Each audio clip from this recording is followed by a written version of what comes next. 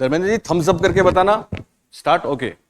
तो प्यारे बच्चों, हम अपने ऑनलाइन कोर्सेज की पहली टेस्ट सीरीज मतलब पहला टॉपिक हमने पूरा किया और उससे संबंधित जितने क्वेश्चंस हैं उनको लेके आए हैं आपके सामने।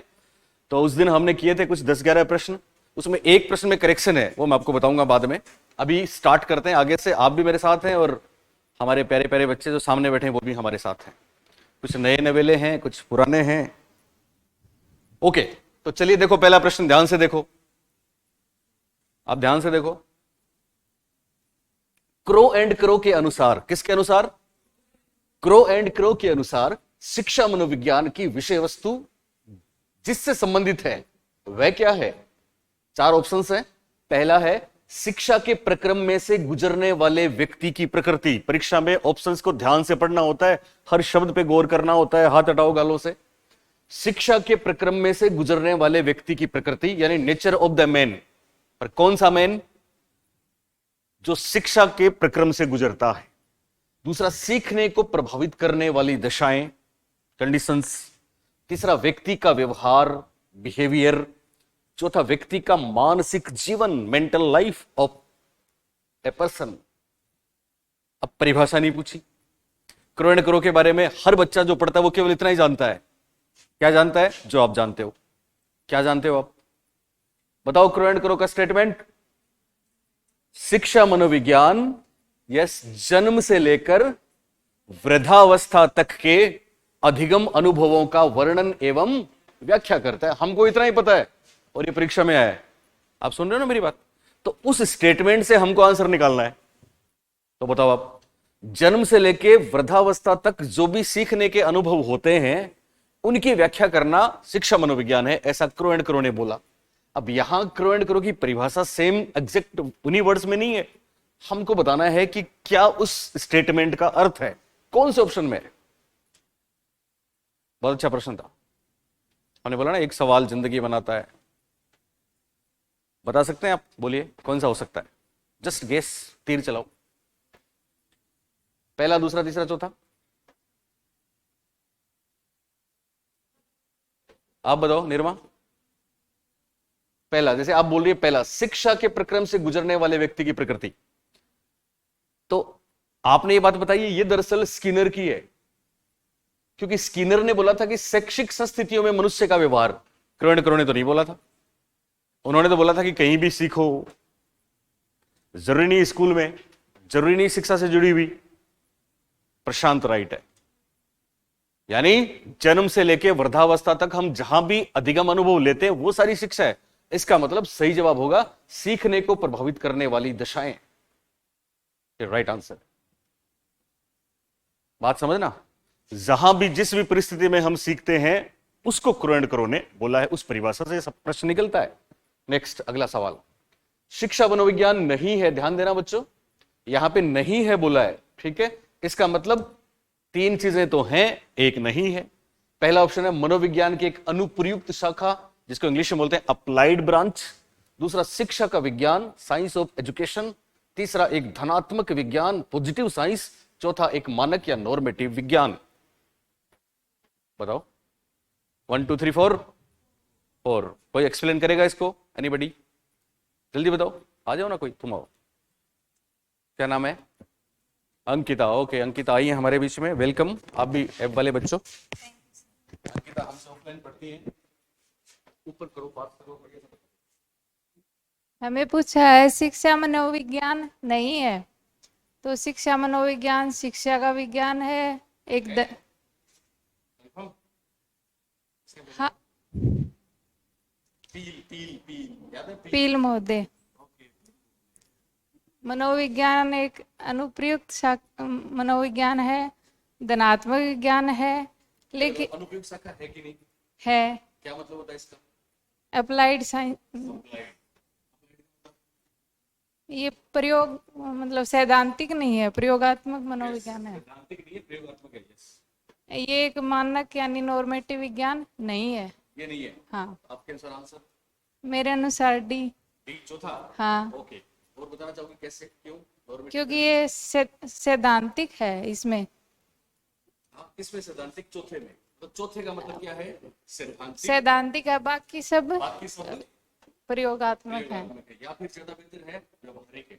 बाकी दोनों क्या है? व्यवहारिक। व्यवहारिक है। ओके, इधर सबको बोलो। अशोक सर से पढ़ के आपको कैसा लगा, कमेंट में जरूर बताएं। आप क्या बताती ना। Okay, thank you Ankita. एक बार ताली बजा दो, इनोसेंट सी लड़की है। अच्छा बताया आपने, सही बताया आपने। एक्चुअली सुन रहे हो ना, देखो शिक्षा मनोविज्ञान नहीं है तो हम पढ़ चुके हैं शिक्षा मनोविज्ञान क्या है और क्या नहीं है। तो क्या है में हमने देखा शिक्षा मनोविज्ञान एक वैज्ञानिक विषय है कि नहीं? बोलो। है। मुझे एक से ही तकलीफ होती है, आपने दोनों लगा लिए। शिक्षा मनोविज्ञान वैज्ञानिक विषय है कि नहीं? है। शिक्षा मनोविज्ञान व्यवहारिक विषय है कि नहीं? है। शिक्षा मनोविज्ञान सामाजिक विषय है कि नहीं? है। क्यों है सामाजिक? क्योंकि इसमें व्यक्तियों के व्यवहार का अध्ययन किया जाता है जो डायनेमिक है, बदलता हुआ है, इसलिए सामाजिक है। तो ऐसी कोई बात है सामाजिक विज्ञान यस, व्यवहारिक विज्ञान यस, प्रयुक्त विज्ञान यस, लेकिन अगर आ गया मानक विज्ञान नहीं, शुद्ध विज्ञान नहीं, प्राकृतिक विज्ञान नहीं। और यहां ऐसा ही सवाल दिया था। नॉर्मेटिव का मतलब यह होता है कि जहां पे आदर्श की बात हो, जहां पे नियमों सिद्धांतों की बात हो, तो यहां नियम सिद्धांत बनते नहीं है बल्कि उनको लागू किया जाता है। इसलिए परीक्षा में जाने कितनी बार यह प्रश्न घूम घूम के पूछा जा चुका है कि शिक्षा मनोविज्ञान एक नॉर्मेटिव, कई बार मानक शब्द आता ही नहीं है। हिंदी में भी क्या जाता है? नॉर्मेटिव, ऐसे लिखा हुआ नॉर्मेटिव। तो आपको दिख जाए जहां पे भी नॉर्मेटिव ऑप्शंस परीक्षा में, आप आंख बंद करके कर देना कि साहब ये तो शिक्षा मनोविज्ञान नहीं होता। लिहाजा इसका राइट आंसर है मानक विज्ञान शिक्षा मनोविज्ञान नहीं होता। मनोविज्ञान की एक अप्लाइड ब्रांच बिल्कुल है, शिक्षा का विज्ञान बिल्कुल है, पिल ने बोला है। धनात्मक विज्ञान बिल्कुल है। एक बात ध्यान रखना, धनात्मक को इंग्लिश में क्या बोलते हैं? Yes, positive science. क्या बोलते हैं? पॉजिटिव। इसलिए कई बार अगर आपको धनात्मक शब्द नहीं मिले तो इसके स्थान पे क्या मिल सकता है? बोलो। दूसरा हिंदी का सकारात्मक। शाबाश। तो सकारात्मक विज्ञान है तो भी ओके, धनात्मक है तो भी ओके, और एक शब्द और है विधायक। शाबाश। विधायक है तो भी ओके। नाइस। नेक्स्ट, अगला सवाल देखिए। इनमें से शैक्षिक मनोविज्ञान का क्षेत्र नहीं है। बहुत अच्छा प्रश्न है। शिक्षा मनोविज्ञान एजुकेशनल साइकोलॉजी का क्षेत्र नहीं है, ये मैं आपसे पूछूंगा सबसे। 4 ऑप्शन हैं, ध्यान से पढ़ना। सीखने की प्रक्रिया, मापन तथा मूल्यांकन, खेलों का प्रशिक्षण या पाठ्यक्रम निर्माण। याद है अपनी क्लासेस? इशारा करके बताना 1 2 3 4। सुनीता? क्या बात है, क्या बात है।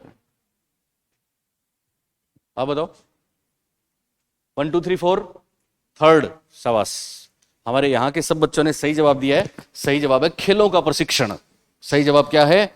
खेलों का प्रशिक्षण। कुछ लोग बोलेंगे साहब शिक्षा मनोविज्ञान में सीखने की प्रक्रिया शामिल है। बिल्कुल है। क्या होता है सीखने की प्रक्रिया में? याद है आपको? क्या था सीखने की प्रक्रिया में? अभी सेकंड ग्रेड में आया था। सीखने की प्रक्रिया में कल्पना, चिंतन, तर्क, समस्या समाधान, इन सब की प्रोसेस की बात की जाती है। मापन मूल्यांकन होता ही है। ठीक है। अब यहां कुछ लोग बोलेंगे क्या शिक्षा मनोविज्ञान में पाठ्यक्रम का निर्माण भी शामिल है? बिल्कुल शामिल है। ये कौन से हेड में है? शिक्षा मनोविज्ञान के क्षेत्र के कल 6 हेड बताए थे। किसने बताए थे? आपने बताए थे। आपका क्या नाम है? रीना ने 6 बताए थे, याद है? कौन सा पहला कौन सा बताया था? अधिगम कर्ता। दूसरा अधिगम प्रक्रिया। तीसरा अधिगम परिस्थिति। चौथा शिक्षण परिस्थिति। पांचवा निष्पादन का मूल्यांकन। और छठा शिक्षक। शाबाश। तो उसमें यह पाठ्यक्रम निर्माण किसमें था? शिक्षण प्रक्रिया। किसमें था? शिक्षण प्रक्रिया। राइट, शिक्षण प्रक्रिया में था। बिल्कुल था। यानी एक शिक्षक डिसाइड करता है कि कौन सी विषय वस्तु बच्चों को प्रेजेंट करें। ठीक है। आपके पास ऐप वाली क्लासेस जाती हैं सबके पास? ऑफलाइन वाले? आपने ऐप डाउनलोड किया है? आधार वाला ऐप डाउनलोड किया है? नहीं किया? आज करना। उसमें सारी क्लासेस हैं अभी तक की फ्री, और आपके लिए तो शायद दे देंगे पूरा। तो कुछ चीजें जो आपको ऑफलाइन में नहीं बताई वो ऐप पे जरूर मिल जाएंगी। ठीक है। तो ये वाली बात उसमें। नेक्स्ट, कल लेंगे अपन। कल से आज से शुरुआत करने वाला था, पर आज कुछ बच्चे हैं जो किसी कारण से नहीं है, तो कल से अपन शुरू करेंगे दूसरा टॉपिक। और कल पढ़ के आना। कल पढ़ेंगे हम बाल मनोविज्ञान, और बाल मनोविज्ञान में सारी चीजें आएंगी। पियाजे भी पढ़ेंगे, वाइगोत्स्की भी पढ़ेंगे, ब्रूनर भी पढ़ेंगे, फ्रॉइड भी पढ़ेंगे, कोहलबर्ग भी पढ़ेंगे, अर्नोल्ड गेसल तक पढ़ेंगे हम। ठीक है ना? सारी चीजें पढ़ेंगे। ओके। नेक्स्ट अगला सवाल देखिए, इनमें से कौन सी, ये बहुत अच्छा प्रश्न है, शुद्ध मनोविज्ञान में शामिल की जाती है? इनमें से कौन सी शुद्ध मनोविज्ञान, ध्यान रखना, this is exact science not positive science. सवाल आया परीक्षा में, 4 ऑप्शंस आपके सामने हैं, नैदानिक मनोविज्ञान, बाल मनोविज्ञान, शिक्षा मनोविज्ञान और खेल मनोविज्ञान। तीर चलाओ, बोलिए। शिक्षा मनोविज्ञान के साथ कौन कौन जाएगा, हाथ खड़ा करो। इसका उत्तर एकदम गलत। अभी बात करी थी, शिक्षा मनोविज्ञान शुद्ध मनोविज्ञान नहीं है, बहुत अनुप्रयुक्त है। सुन लो, मनोविज्ञान की शाखाएं, ब्रांचेस ऑफ साइकोलॉजी, और इनको हम 2 भागों में बांटते हैं। पहली है सिद्धांतिक, इंग्लिश में बोलते हैं थ्योरेटिकल। सिद्धांतिक जो शाखाएं हैं उनको बोलते हैं शुद्ध, ये शुद्ध मनोविज्ञान है। और दूसरी होती है व्यवहारिक। क्या होती है? व्यवहारिक। और व्यवहारिक को हम कहते हैं प्रयुक्त या अप्लाइड। ये प्रयुक्त है, इसको नोट डाउन कर लेना सब लोग। सिद्धांतिक और शुद्ध मनोविज्ञान वो हैं जिनमें रिसर्च किए जाते हैं, प्रयोग किए जाते हैं और सिद्धांतों का निर्माण होता है। इसमें खास बात क्या होता है? सिद्धांतों, नियमों का निर्माण। मोटे तौर पे इतना समझ लें, इसमें सिद्धांतों का निर्माण होगा।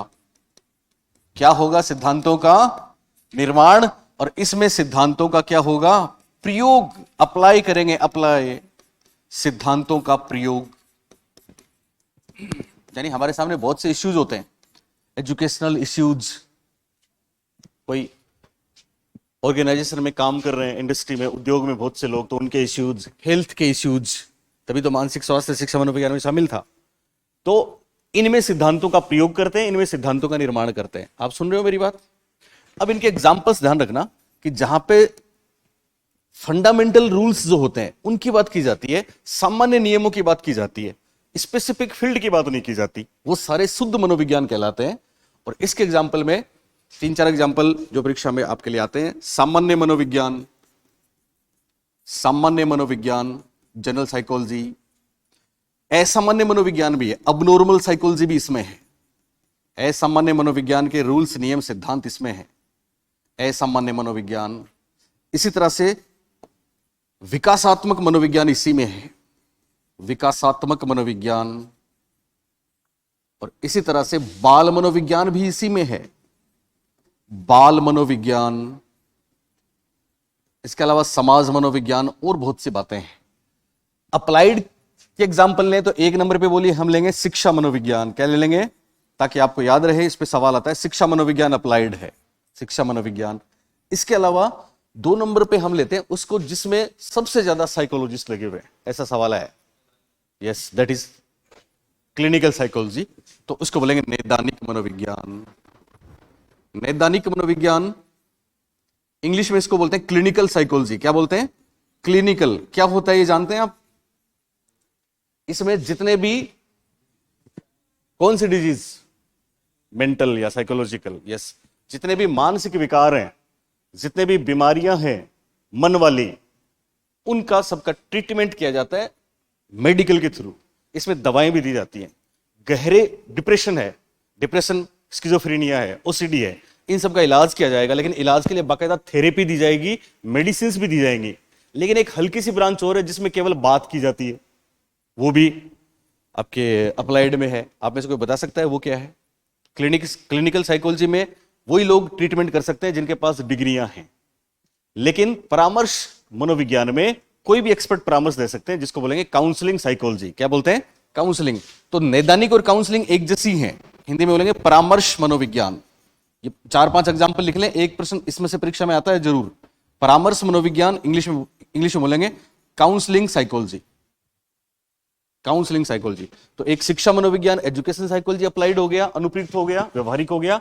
एक नैदानिक मनोविज्ञान हो गया जिसको इंग्लिश में क्लिनिकल साइकोलॉजी बोलते हैं। एक परामर्श मनोविज्ञान हो गया जिसको काउंसलिंग साइकोलॉजी बोलते हैं। इसी तरह से खेल मनोविज्ञान हो गया, स्पोर्ट्स साइकोलॉजी बोलते हैं, खेल मनोविज्ञान। इसी तरीके से आपका इंडस्ट्रियल एंड ऑर्गेनाइजेशनल साइकोलॉजी होता है, जिसको हम हिंदी में बोलते हैं औद्योगिक व संगठन मनोविज्ञान। तो ऐसा मिले कभी, क्योंकि औद्योगिक और संगठन में भी व्यक्तियों को डील करते हैं, ठीक है। औद्योगिक व संगठन या संगठनात्मक मनोविज्ञान बोलते हैं इसको। या फिर फोरेंसिक एक नाम आपने सुना हो तो कभी। फोरेंसिक में क्या होता है जानते हैं आप? Not only dead bodies. Forensic actually हम लोग इसमें रहे थे, मैं पुलिस में था ना, तो कभी भी कोई भी वारदात होती है तो उसके कुछ ऐसे एविडेंसेस जिनको हम बिना किसी एक्सपर्ट और मशीनों, जैसे जैसे कोई फर्जी चेक काट दिया किसी ने तो उसमें डेड बॉडी नहीं है, फर्जी चेक काट, आपके साइन फर्जी है कि नहीं है, या आपके हैंडराइटिंग है कि नहीं है, इसकी जांच के लिए बाकायदा भेजा जाता है। जयपुर में है फोरेंसिक लेबोरेटरी, तो वहां वो मिलाते हैं कि ये आपकी राइटिंग नहीं है, ये इसकी है, इसके नहीं है, कूट दस्तावेज, ऐसे ही बहुत से ब्लड के सैंपल और बहुत सी चीजें, इस पिस्टल से ये गोली चली है कि नहीं गोली चली, ये सारी चीजें जांच होती है। इसलिए फोरेंसिक साइंस लॉ में काम आती है, कोर्ट में काम आती है, क्राइम में काम आती है। ये 6 एग्जांपल आप जरूर लिख लें और उधर 4 नाम जरूर लिख लें। लिखा सबने? इधर 4 उधर 6 लिखे। बोलिए, सैद्धांतिक मनोविज्ञान का दूसरा नाम क्या है? बोलिए, शुद्ध मनोविज्ञान। क्या नाम है? शुद्ध। क्या हम इसको सकारात्मक या विधायक बोल सकते हैं? बोलो। नो, इसको नहीं बोल सकते। उसको बोल सकते हैं व्यवहारिक या प्रयुक्त या सकारात्मक, वो शिक्षा मनोविज्ञान है। शिक्षा मनोविज्ञान से याद रख लेना। तो इसके एग्जाम्पल में 4 मोटे तौर पे 4 ब्रांचेस की बात करी हमने। पहला सामान्य मनोविज्ञान, जनरल साइकोलॉजी, दूसरा असामान्य अबनॉर्मल साइकोलॉजी, तीसरा डेवलपमेंटल साइकोलॉजी, चौथा चाइल्ड साइकोलॉजी। आपको पता है विकासात्मक मनोविज्ञान और बाल मनोविज्ञान में क्या फर्क है? पढ़ेंगे हम इसको, बताओ। और डिफरेंस क्या है? बाल मनोविज्ञान में तो केवल परिपक्वता तक अध्ययन करते हैं और विकासात्मक में जीवन भर। यस, पढ़ेंगे अपन, ये कल ही पढ़ेंगे। ओके, दूसरा है व्यवहारिक या प्रयुक्त। व्यवहारिक या प्रयुक्त में क्या होता है? सिद्धांतों का उपयोग या निर्माण। व्यवहारिक में सिद्धांतों का उपयोग होता है कि निर्माण होता है? उपयोग होता है। और सैद्धांतिक में निर्माण। इसको इंग्लिश में बोलते हैं थियोरिटिकल ब्रांचेस, थ्योरी वाले, और उसको बोलते हैं प्रैक्टिकल। ओके, तो व्यवहारिक और प्रयुक्त मनोविज्ञान में कौन कौन से हैं? पहला बोलो, शिक्षा मनोविज्ञान। दूसरा नैदानिक मनोविज्ञान। नैदानिक मनोविज्ञान को इंग्लिश में क्या बोलते हैं? Clinical psychology. इसमें किसका अध्ययन होता है? हमारे जो मनोरोग हैं उनका अध्ययन होता है ना, मानसिक विकारों का अध्ययन होता है। और अगला क्या है? परामर्श मनोविज्ञान। इसको इंग्लिश में क्या बोलते हैं? Counselling psychology. काउंसलिंग में और क्लिनिकल में क्या फर्क है? काउंसलिंग तो कोई भी काउंसिल कर सकता है, एक्सपर्ट, लेकिन क्लिनिकल में डॉक्टर जरूरी है, डिग्री जरूरी है, मेडिसिन भी होती हैं। इसी तरह से खेल मनोविज्ञान, अगला औद्योगिक व संगठनात्मक मनोविज्ञान, फोरेंसिक साइकोलॉजी। अब देखो वो सवाल, कौन सी, क्या पूछा है? शुद्ध मनोविज्ञान में शामिल की जाती है। बोलिए बोलिए। यस, नैदानिक मनोविज्ञान क्लिनिक साइंस, शिक्षा मनोविज्ञान एजुकेशनल साइंस, और खेल मनोविज्ञान, ये तीनों की तीनों प्रयुक्त हैं। और बाल मनोविज्ञान क्या है? सैद्धांतिक है। तो इसका सही जवाब क्या आ जाएगा?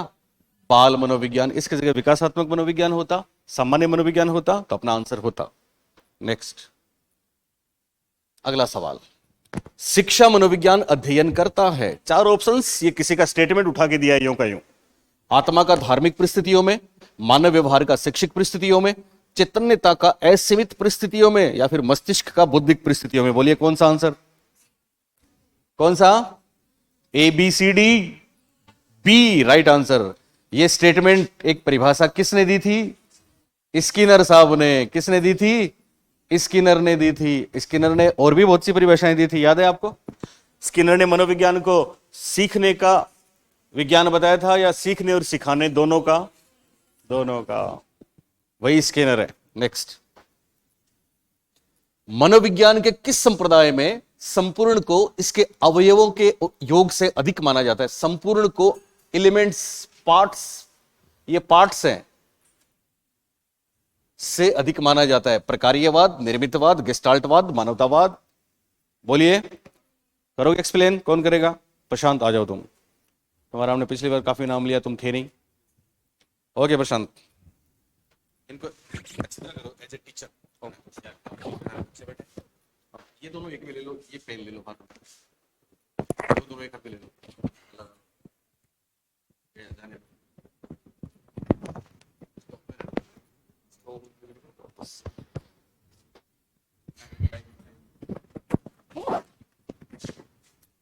मैं इसलिए इनको ला रहा हूं सामने कि आप इनसे थोड़ा सा इंस्पायर हो। द क्वेश्चन इज, मनोविज्ञान के किस संप्रदाय में संपूर्ण को इसके अवयवों के योग से अधिक माना जाता है? अवयव means parts, and we know very well that Max Wertheimer said sum of, I mean गेस्टाल्टवाद, whole is always greater than sum of its parts. That means जो पार्ट्स है उससे होल हमेशा बड़ा ही होगा।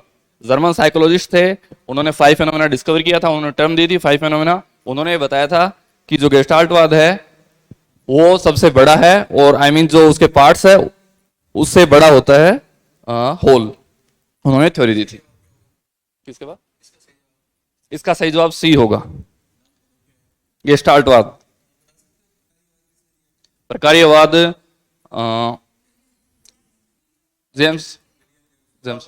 William James. निर्मितवाद Brunner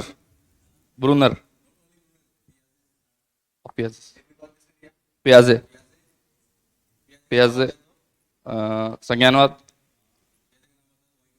Vygotsky, Bruner, Lev Vygotsky, Bruner और Jean पियाजे। मैक्स वर्दिमर, कुर्दकोफ्का और कोलर। मानवतावाद अब्राहम मैस्लो और कार्ल रोजर्स। थैंक यू बेटा। प्रशांत थे ये जो कल नहीं थे।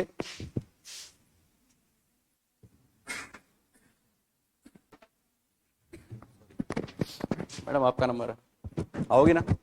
अब मैं बुलाऊंगा, कोई दिक्कत नहीं, डिटेल नहीं है। चलिए देखते हैं, है ना? आप थोड़ा सा बता देना। चलिए तो इसका जवाब देखिए बच्चों, पढ़िए। मनोविज्ञान के कौन से संप्रदाय में, हमने आपको बताया था कि गेस्टाल्टवाद इसका आंसर है। कौन सा आंसर है? गेस्टाल्टवाद। और गेस्टाल्टवाद किसके रिएक्शन में आया था? संरचनावाद के रिएक्शन में आया था। किस बात का रिएक्शन था? यस, संरचनावाद अंशों की बात करता है, पार्ट्स की बात करता है, और गेस्टाल्टवादी किसकी बात करते हैं? यस, होल की बात करते हैं, होलिज्म की बात करते हैं, एज ए होल की बात करते हैं ना। और इसके लिए मैक्स वर्दिमर का बहुत प्रसिद्ध स्टेटमेंट है कि समग्र हमेशा अंशों के योग से अधिक होता है, क्योंकि जो बात समग्र में है वो अंशों के योग में नहीं। हमने आपको एग्जांपल दिया था शायद ऑफलाइन क्लासेस में कि आपके खूबसूरत चेहरे की बात करें, सुन रहे हो ना, कि आपका खूबसूरत चेहरा है। ओके, अब कोई अगर बोले कि इसमें जितने एलिमेंट्स हैं उनको आप अंशों के रूप में अलग अलग कर लें, फिर उनका जोड़ कर दें, तो अगर हम जैसे अपनी मूवी देखिए, मान लो किसी की केवल आईज दिखाएंगे, आंखें, आंखों पे कैमरा गया, बहुत गौर से ध्यान से देखिए उन आंखों को, गौर से देखा आपने 10 मिनट तक। उसके बाद उसी चेहरे की नाक पे वो कैमरा जाता है, नाक को ध्यान से देखो, फिर गाल को ध्यान से देखो, एक ही फेस है, आपको अलग अलग पार्ट्स दिखा रहे हैं।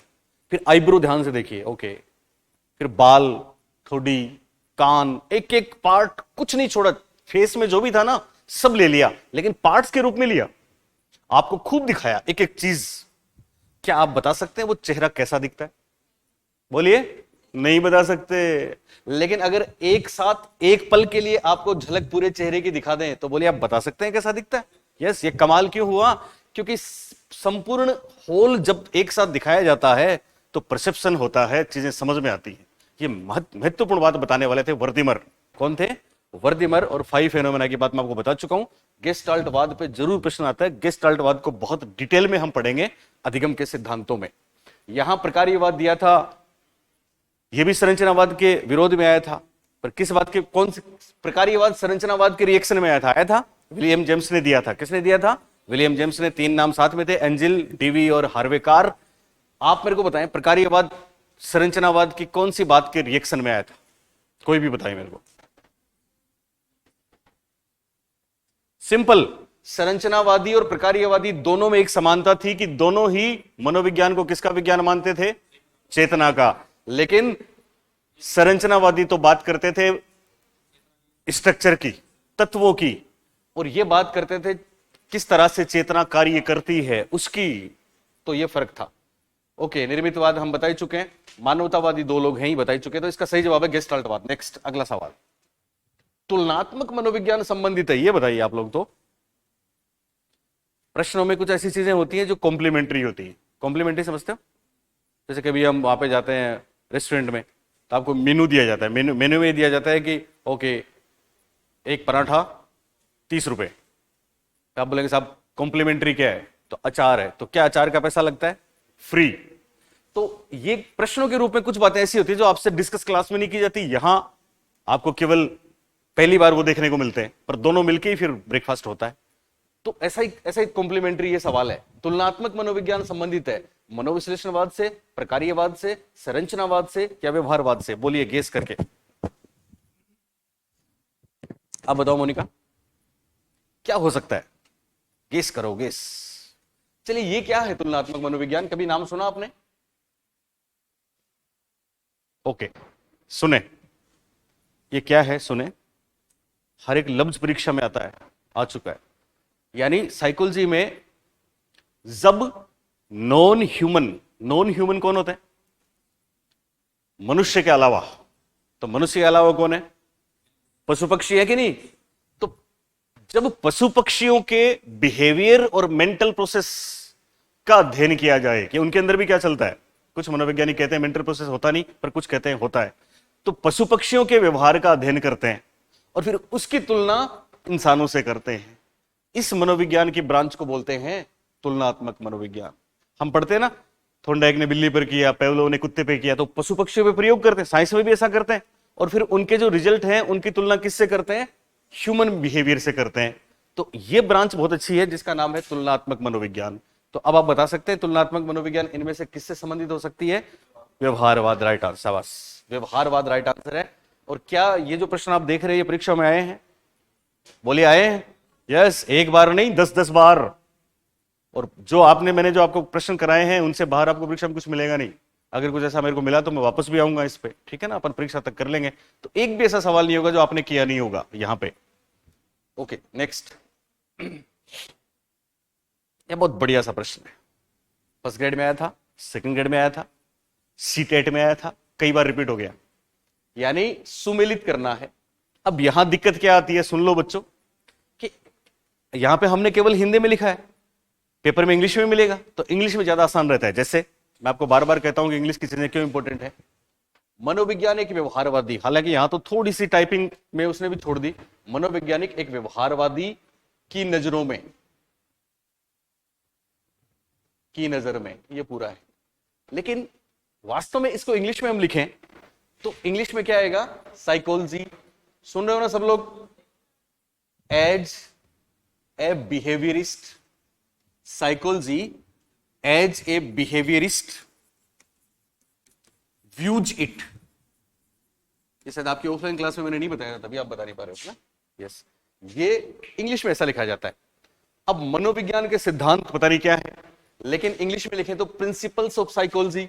बहुत आसान है, सबको पता है। बोलिए है? ये दूसरी बात, पेडागोजिक क्रीड, ये तो इंग्लिश हिंदी एक ही है। एक्चुअली ये माई पेडागोजिक क्रीड है। ये एक शोध पत्र था जो बाद में बुक के नाम से पब्लिश हुआ। शिक्षा की प्रक्रिया, जिसको बोलते हैं प्रोसेस ऑफ एजुकेशन। क्या बोलेंगे? Process of education. कभी कभी ऐसा होता है कि किताबों के नाम जो इंग्लिश में हैं उनको हिंदी में लिख के भी परीक्षा में दिया जाता है, जैसा कि यहां पे दे दिया। बाकी जनरली उधर भी प्रोसेस ऑफ एजुकेशन आता है और इधर तो इंग्लिश में प्रोसेस ऑफ एजुकेशन था ही था। तो बच्चों सुन रहे हो ना मेरी बात? हम सभी इन बातों को जानते हैं। दरअसल ये जो है psychology as a behaviourist views it, मनोविज्ञान व्यवहारवादी की नजरों में, ये एक बहुत बड़ी घटना थी 1913 में। कब हुई थी? 1913 में। और ये घटना थी दरअसल वाटसन ने कोलंबिया यूनिवर्सिटी में। कौन सी यूनिवर्सिटी में? कोलंबिया यूनिवर्सिटी जो यूएस में है, उसमें पहली बार एक सेमिनार करी थी। और उस सेमिनार में उन्होंने बहुत से लोगों के सामने और कुछ एक तरीके से शोध पत्र था उनका, उसको पढ़ा था। और उसी को दूसरे दिन उन्होंने एक साइकोलॉजिकल रिव्यू मैगजीन छपती थी अमेरिका में, उसके एडिटर भी वाटसन थे, उसमें उन्होंने इसको छपा। जब ये छपा तो ऑथेंटिक रूप से व्यवहारवाद की शुरुआत मानी गई। अगर आपको कोई पूछ ले व्यवहारवाद की शुरुआत कब हुई, तो 1913 में। कौन से देश में हुई? अमेरिका में। किसने करी? वाटसन ने करी। और ये शुरुआत जिस महत्वपूर्ण बात से होती है वो है ये, क्योंकि ये एक आर्टिकल छपा था। ये आर्टिकल वाटसन ने छापा था। ओके, दूसरी बात, प्रिंसिपल्स ऑफ साइकोलॉजी हम सब जानते हैं, किसने लिखी? विलियम जेम्स ने। किसने लिखी? विलियम जेम्स ने। कब लिखी थी? 1890 में। कब लिखी थी? 1890 में। प्रोसेस ऑफ एजुकेशन हम सब जानते हैं, ब्रूनर की बुक है, 1960 में आई थी। कब आई थी? 1960 में। और एक और खास बात, माई पेडागोजिक क्रीड, ये एक बुक है जो 1897 में आई थी। कब आई थी? 1897 में। और इसको लिखने के साथ ही जो इसके लेखक हैं, आप सुन रहे हो ना मेरी बात, पेडागोजिक क्रीड के जो लेखक हैं वो फर्स्ट पेडागोजिस्ट माने जाते हैं। हम सब जानते हैं पेडागोजी को हिंदी में क्या बोलते हैं? शिक्षण शास्त्र। तो पहले शिक्षा शास्त्री कौन है? यस, कौन है? जॉन डेवी हैं। कौन है? John Dewey. तो ये बहुत प्रसिद्ध किताब जॉन डेवी ने लिखी थी और इसी किताब के कारण से वो पहले शिक्षा शास्त्री माने गए।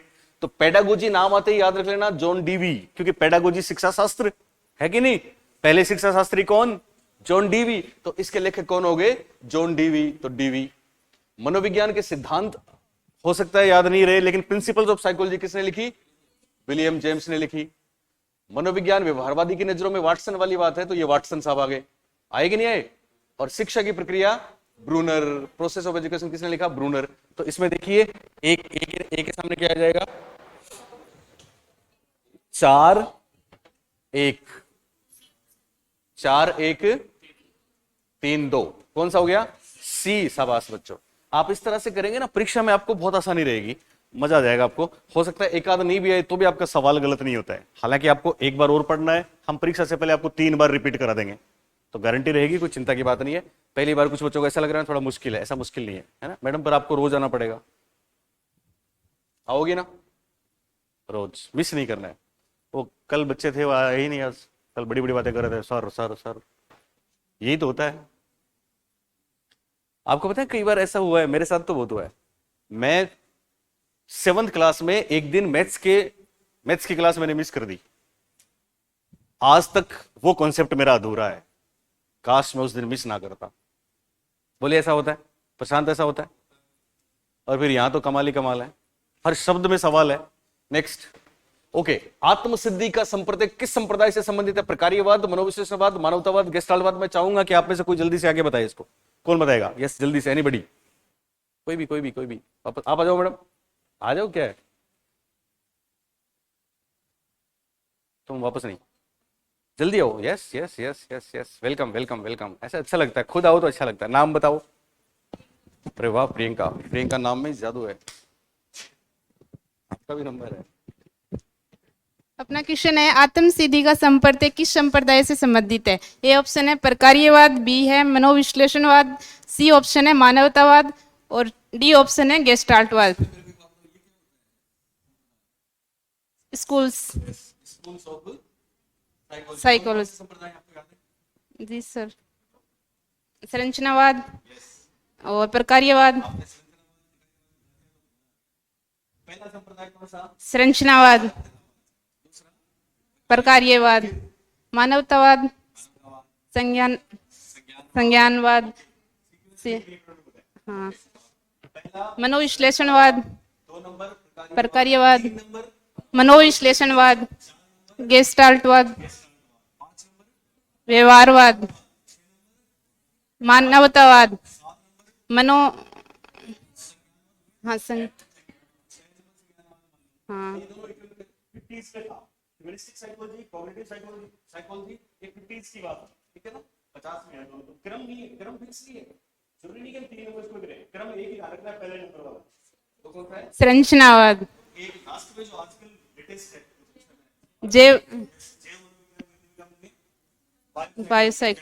बायोसाइकोलॉजिस्ट। तो इसका राइट आंसर है मानवतावाद। मानवतावाद है के संप्रदाय कार्ल रोजर्स और इब्राहिम मेस्लो ने, 2 लोग थे, इब्राहिम मेस्लो और कार्ल रोजर्स। तो मानवतावाद में ये है कि मानवतावादी हैं वो मानव के व्यवहार और जो मनोविश्लेषणवाद है उनके वो विरोधी रहे हैं, क्योंकि व्यवहारवाद और मनोविश्लेषणवाद के विरोधी रहे हैं। व्यवहारवाद में क्या होता है, मानव के व्यवहार का अध्ययन किया जाता है और मनोविश्लेषणवाद है उसमें अचेतन मन का अध्ययन किया जाता है। मानवतावाद में मानव के व्यवहार का जिम्मेदार वातावरण वातावरण को माना जाता है, विश्लेषण में अचेतन को। मानवतावाद, मानवता ये मानवीय संबंधों को महत्व देते हैं, अंदर से हाँ, जो विशेषताओं के बारे में। ये आत्मसिद्धि तो इन्होंने ये मानवतावादियों ने दिया, अब्राहम मेस्लो ने दिया था जी सर, और कार्ल रोजर्स। तो इसका राइट आंसर है सी, मानवतावाद। बहुत बढ़िया बताया आपने, बहुत सी बातें बताई है ना। देखो सुन रहे हो ना मेरी बात। मानवतावादी दो हुए हैं, कार्ल रोजर्स और अब्राहम मेस्लो। अब्राहम मेस्लो ने हम पढ़ाएंगे, आपको भी पढ़ाया भी नहीं हमने, ठीक है ना। हायरार्किक नीड थ्योरी पढ़ेंगे हम, आवश्यकता का पदानुक्रमिक सिद्धांत, जिसमें सबसे सर्वोच्च आवश्यकता 5 नंबर पे किसको माना था? आत्मसिद्धि को। किसको माना था? और आत्मसिद्धि को इंग्लिश में बोलते हैं सेल्फ एक्चुअलाइजेशन। मेरे को याद है एक बार परीक्षा में प्रश्न आया था, सुन रहे हैं आप लोग? क्यों मेरे बच्चे ज्यादा आगे जाते हैं? सवाल पूछा गया था स्व यथार्थीकरण। सुन रहे हो मेरी बात? स्व यथार्थीकरण का सिद्धांत किसने दिया? अब वो मासूम बच्चे जो जानते थे कि मेस्लो ने 5 प्रकार की आवश्यकताएं बताई हैं, कितनी? 5, और 5वीं आवश्यकता का नाम आत्मसिद्धि है, जिसको इंग्लिश में बोलते हैं सेल्फ एक्चुअलाइजेशन नीड। आत्मसिद्धि को क्या बोलते हैं? Self actualisation needs. उनको क्या हुआ कि सेल्फ एक्चुअलाइजेशन, स्व यथार्थीकरण, स्व का मतलब इंग्लिश में सेल्फ, यथार्थ को क्या बोलते हैं? एक्चुअल, तो यथार्थीकरण को एक्चुअलाइजेशन। तो जिन बच्चों को यह पता था उन्होंने कहा कि साहब स्व यथार्थीकरण तो मेस्लो ने दिया है, नौकरी लग गई। और जिनको ये पता नहीं था स्व यथार्थीकरण को इंग्लिश में भी देख लें क्या, सेल्फ एक्चुअलाइजेशन देखा नहीं, उनकी नहीं लगी। तो मैं नहीं चाहूंगा कि आप में से कोई भी ऐसा निकले कि जिसको बाद में पछताना पड़े, इसलिए हम साथ साथ में इंग्लिश की तमाम बातें आपको बताते हैं। तो दरअसल ये दिया था मेस्लो ने। किसने दिया था? खुद को पहचानो, और ये है मानवतावाद का एक हिस्सा। तो सही जवाब ऑप्शन नंबर सी। नेक्स्ट, निम्नलिखित में से कौन सा नव फ्राइडवादी है? विल्हेम वुंट, एरिक एरिक्सन, पील या सल्ली? जेम्स सल्ली। 4 ऑप्शन है, वुंट, एरिक्सन, पील, सल्ली। तो पहले तो हमको बताना है नव फ्राइडवादी का मतलब क्या होता है, तो सुन ले। हमने आपको बताया था सिगमंड फ्राइड ने चेतन, अचेतन, अर्धचेतन की बात करी। सिगमंड फ्राइड ने इड, ईगो, सुपर ईगो की बात करी। हम पढ़ाएंगे अभी आपको, आपने पढ़ा नहीं है सिगमंड फ्राइड। और सिगमंड फ्राइड ने 5 साइकोसेक्सुअल स्टेजेस की बात करी ना। तो सिगमंड फ्राइड की बातों को बहुत से लोगों ने फॉलो किया, लेकिन एक बात पे वो नाराज हो गए। बोलिए कौन सी? सेक्स वाली बात पे। सेक्सुअल इंस्टिक्ट की बात फ्राइड ने बहुत ज्यादा कर दी, क्योंकि फ्राइड जो पढ़ेंगे ना आप, तो आप जानोगे कि हर चीज में उन्होंने सेक्स को डाल दिया। इस बात पे नाराज हो गए। नाराज होने वाले कम से कम 5 लोग थे। कितने थे? 5, जिनमें पहला नाम है कार्ल युंग। बोलिए क्या? Carl Jung. दूसरा नाम है एल्फ्रेड एडलर। बोलिए अल्फ्रेड एडलर। तीसरा नाम है एरिक फ्रोम। बोलिए एरिक फ्रोम। चौथा नाम है एरिक एरिक्सन। बोलिए एरिक एरिक्सन। 5वां नाम है केरेन हार्नी। बोलिए केरेन हार्नी। और 6 नंबर पे उनकी खुद की डॉटर अन्ना फ्रॉयड। उन्होंने इस बात में उनके खिलाफ अपनी अपनी बातें कही, इसलिए सारे के सारे क्या कहलाते हैं? नव फ्राइडवादी। तो इनमें कौन सा एक है? एरिक्सन। कौन है? एरिक्सन। एक बार परीक्षा में सवाल आया था, जीवन विस्तार। क्या सवाल आया था? जीवन विस्तार सिद्धांत किसने दिया? तो हम सब जानते हैं, आप पढ़ेंगे आगे जाके फ्राइड के बारे में, पियाजे के बारे में, कोहलबर्ग के बारे में। उन्होंने सबने बात करी है स्टेजेस की, तो वो स्टेज परिपक्वता तक खत्म हो जाती हैं। लेकिन एरिक्सन अकेले ऐसे मनोवैज्ञानिक हैं जो पूरे जीवन को 8 अवस्थाओं में बांटते हैं। बोले बांटते हैं ना, इसलिए इनका सिद्धांत जीवन विस्तार सिद्धांत कहलाता है। मैं पढ़ाऊंगा एरिक्सन आपको। इनका सिद्धांत क्या कहलाता है? जीवन विस्तार सिद्धांत कहलाता है। यही एरिक्सन है जिनकी सबसे बड़ी बात है किशोरावस्था की पहचान का संकट वाली। कौन सी बात है? पहचान का संकट। वो हम पढ़ेंगे बाद में। अब दोनों जाग रही हो लड़कियों? पहला ही दिन है आप दोनों का। ओके, सेकंड ग्रेड की फर्स्ट ग्रेड? फर्स्ट ग्रेड आप आया करें, है ना। हमारे चैनल पे भी आया करें, मजा आएगा। ओके, इसमें बताना है। बहुत अच्छा प्रश्न था ये। आपके अपने यहां 3rd ग्रेड में भी आया था, फर्स्ट ग्रेड में भी आ चुका है, और बहुत सी परीक्षाओं में आ चुका है। बहुत ध्यान से इसका जवाब देना है सामने देख के। मोनिका, आप कौन सा सही नहीं है? नहीं है। संरचनावाद जर्मनी, मानवतावाद अमेरिका, मनोविश्लेषण जर्मनी, व्यवहारवाद अमेरिका। क्यों? क्या बात है, यहां के सब बच्चों ने दे दिया। संरचनावाद जर्मनी बिल्कुल सही है, क्योंकि विल्हेम वुंट और टीचनर ने जर्मनी में इसकी शुरुआत करी थी। जर्मनी आएगा ये। मानवतावाद Carl Rogers Abraham Maslow America, व्यवहारवाद वाटसन अमेरिका, लेकिन मनोविश्लेषणवाद तो फ्राइड ने दिया था, जो वियना के थे। कहां के थे? और वियना तो कैपिटल सिटी है ऑस्ट्रिया की। किसकी? ऑस्ट्रिया। तो जब ये परीक्षा में आया था तो उन्हीं बच्चों का सही हुआ जिनको पता था फ्रॉइड कहां के हैं? ऑस्ट्रिया के। कहां के हैं? ऑस्ट्रिया के। ऑस्ट्रिया के। बात समझ में आई? तो सही जवाब हो गया सी। आप मेरे को बताओगे जीन पियाजे कहां के थे? जीन पियाजे स्विस साइकोलॉजिस्ट थे। क्या थे? स्विस साइकोलॉजिस्ट थे, स्विट्जरलैंड के थे। परीक्षाओं में आपको पता है जीन पियाजे के बच्चों के नाम भी आ चुके हैं। 3 बच्चे, जैकलिन फर्नांडो नहीं, जैकलिन पियाजे। जैकलिन उनके घर में पहली बिटिया थी। जैकलिन लॉरेंस, तीसरा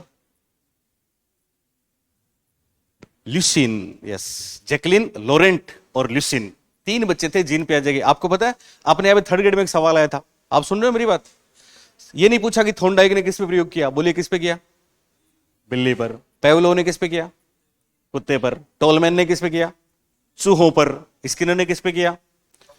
कबूतर और चूहे पर। वहां यह पूछा था जीन पियाजे ने किस पे प्रयोग किए? यस, उत्तर था अपने ही बच्चों पर। क्या आंसर था? अपने ही बच्चों पर। जिन्होंने अपने बच्चों समझ लिया उनका राइट हो गया। जीन पियाजे बेहतरीन मॉडल है, हम आपको कराएंगे जीन पियाजे। जीन पियाजे में से हर बार 2 से 3 प्रश्न आते हैं। तो यहां समझना है जर्मनी नहीं है बल्कि ऑस्ट्रिया है। अगला, किसी परीक्षण में पक्षपात तथा आत्मनिष्ठा की कमी। आत्मनिष्ठा को इंग्लिश में क्या बोलते हैं? सब्जेक्टिविटी। आप मेरे स्टूडेंट हो, इन हर बातों का जवाब आपको देना ही पड़ेगा। 1-2 दिन 4 दिन 4 बार हम पढ़ लेंगे तो। सब्जेक्टिविटी इंग्लिश में क्या बोलेंगे? तो जहां सब्जेक्टिविटी नहीं हो उसको क्या बोलते हैं? वैधता, विश्वसनीयता, व्यवहारिकता या वस्तुनिष्ठता? बोलिए। सही जवाब है डी, वस्तुनिष्ठता बोलते हैं उसको। क्या बोलते हैं उसको? वस्तुनिष्ठता। लेकिन ये चारों बातें कमाल की हैं और मैं गारंटी देता हूं कि ऐसी कोई परीक्षा नहीं है जिसमें इनमें सवाल नहीं आया। कोई भी परीक्षा उठा के देख लेना। लेकिन सवाल यह है कि हम इनको आज तक समझे नहीं है। हम आपको बताएंगे ये क्या होती है। अभी बताऊं या बाद में? अभी बता दूं? शॉर्ट में बताता हूं। आप जानते हैं विश्वसनीयता और वस्तुनिष्ठता में क्या फर्क होता है? विश्वसनीयता और वस्तुनिष्ठता में क्या फर्क है? कोई भी तो सुने। देखो, वस्तुनिष्ठता में भी परिणाम जो होता है, रिजल्ट जो होता है वो नहीं बदलता। इसमें क्या होता है? इसमें जो जांच करता है ना उसके हिसाब से रिजल्ट बदल जाता है। जैसे अंकिता एक लड़की है, इनका असेसमेंट करिए तो मेरे को पूछेंगे अंकिता कैसी लड़की है, मैं बोलूंगा बहुत अच्छी लड़की है क्योंकि बहुत अच्छा पढ़ती है। भेड़ा सर को पूछेंगे बोले खराब है क्योंकि उनको जवाब नहीं दिया इन्होंने। तो सब्जेक्टिविटी हावी होगी ना। मैंने तो इनका दूसरा मूल्यांकन किया, उन सर ने दूसरा किया। ये आत्मनिष्ठा है, ये सब्जेक्टिविटी है ना। वस्तुनिष्ठता में क्या होता है? सभी एक ही फैसला करते हैं, एक ही रिजल्ट आता है चाहे कोई भी हो। लेकिन विश्वसनीयता में क्या है? विश्वसनीयता में भी परिणाम नहीं बदलता, वस्तुनिष्ठता में भी परिणाम नहीं बदलता। लेकिन वस्तुनिष्ठता में क्या बदला? वस्तुनिष्ठता में क्या बदला बताइए? जैसे मैंने अंकिता को असेस किया और भेड़ा सर ने किया, क्या बदला?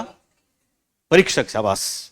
जहां परीक्षक बदले फिर भी परिणाम नहीं बदला उसको क्या बोलते हैं? वस्तुनिष्ठता। और विश्वसनीयता में बार बार, मतलब विश्वसनीयता में क्या होता है? इसमें भी परिणाम नहीं बदलता लेकिन समय बदलता है। क्या बदलता है? समय। जब अलग अलग समय पर किए गए परीक्षण समान परिणाम दें तो उसको बोलते हैं विश्वसनीयता। जब अलग अलग परीक्षक सेम रिजल्ट दें उसको बोलते हैं वस्तुनिष्ठता। व्यवहारिकता सिंपल है। और वैधता का मतलब होता है, बहुत ही बढ़िया सा मतलब होता है, फिर डिटेल में बताएंगे आपको।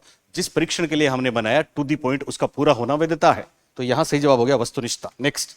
आप इतना जल्दी भी मत करो, बाकी ऐप पे भी बच्चे वेट कर रहे हैं ना, वो तो पढ़ ही रहे हैं। कोई नहीं, ये तपस्या है। आप बोले साहब 8 बजे आया था, कोई बात नहीं। आप अभी जितना मुश्किल है ना थोड़ा सा, वो कोई नहीं, बस का लफड़ा है। चलिए, दो प्रश्न हो रहे हैं। प्रत्यक्ष अवलोकनीय घटनाएं, उद्दीपक एवं अनुक्रियाएं मनोविज्ञान के अध्ययन के मुख्य विषय हैं। यह निम्नांकित में से किसके विचारों की सर्वोत्तम व्याख्या है? संरचनावाद स्ट्रक्चरलिज्म, व्यवहारवाद बिहेवियरिज्म, समग्रतावाद या गेस्टाल्टवाद, या प्रकार्यवाद फंक्शनलिज्म? ये बताओ। सी किसने बोला? क्यों बताओ? प्रत्यक्ष अवलोकन गेस्टाल्टवाद में होता है। तीर चलाया आपने, कहां पढ़ा था? मेरे से? तो मैंने तो ये बताया नहीं। प्रत्यक्ष अवलोकन एक घटना है। नो नो लड़की, इट्स नॉट परसेप्शन, वो प्रत्यक्षीकरण था। ये है अवलोकन का मतलब ऑब्जर्वेशन। तो हमने आपको बताया था व्यवहारवाद अंतर्दर्शन का विरोध करता है और बहिदर्शन या अवलोकन या वस्तुनिष्ठ प्रेक्षण की बात करता है। आपने बहुत अच्छा बताया। मोनिका, मोनिका ही नाम है, राइट मोनिका? सही जवाब है व्यवहारवाद। सही जवाब क्या है? व्यवहारवाद। आप मेरे को बताएं व्यवहारवाद की दो देन कौन कौन सी? एक तो व्यवहारवाद ने ये वाली बात दी है, वस्तुनिष्ठ विधियां दी हैं। एक व्यवहारवाद वंशक्रम को नहीं मानता बल्कि वातावरण को मानता है। ये दो बातें याद रखना व्यवहारवाद की। आपने जो समझा वो प्रत्यक्षीकरण होता है ना? पढ़ेंगे हम, वापस भी पढ़ेंगे, बाद में पढ़ेंगे, चिंता मत करो।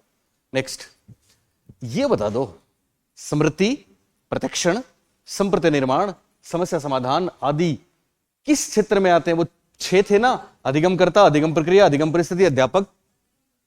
बोलो, सवास, अधिगम प्रक्रिया राइट आंसर। ये पता है कब आया था? अभी सेकंड ग्रेड का जो पेपर हुआ था उसमें आया। नेक्स्ट, बस खुशियां हो गई आपके लिए। हाँ बेटा, हाँ यस यस, एक करेक्शन है। देखो देखो देखो देखो, एक करेक्शन है बच्चों। वो उसने टाइप में मिस्टेक कर दिया था। आप भी देख लो, ऐप वालों भी देख लो, कहां गया वो? यस, ये कौन शिक्षा मनोविज्ञान के कार्य क्षेत्र में नहीं आता? शिक्षार्थी आता है, आता ना, सीखने की प्रक्रिया आता है, सीखने की परिस्थिति आता है। क्या गलती करी थी उस दिन? हमने भी करी थी, चूंकि वो मिस प्रिंट था इसलिए। निर्देशन आता है कि नहीं आता?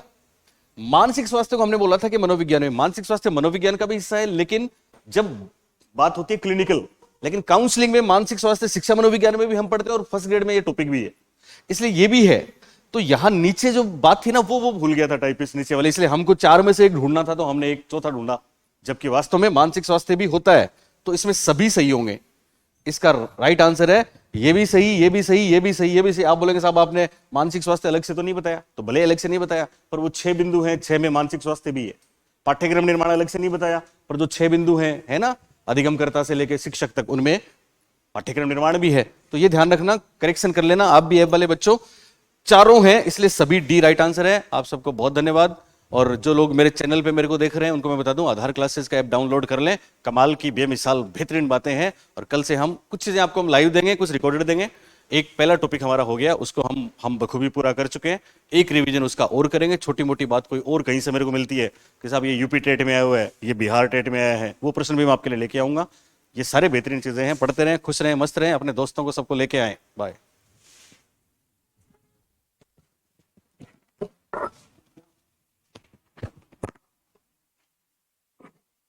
आज खाली अंकिता आप ही है, आप और प्रशांत दो लोग ही है। अब एक वो आई।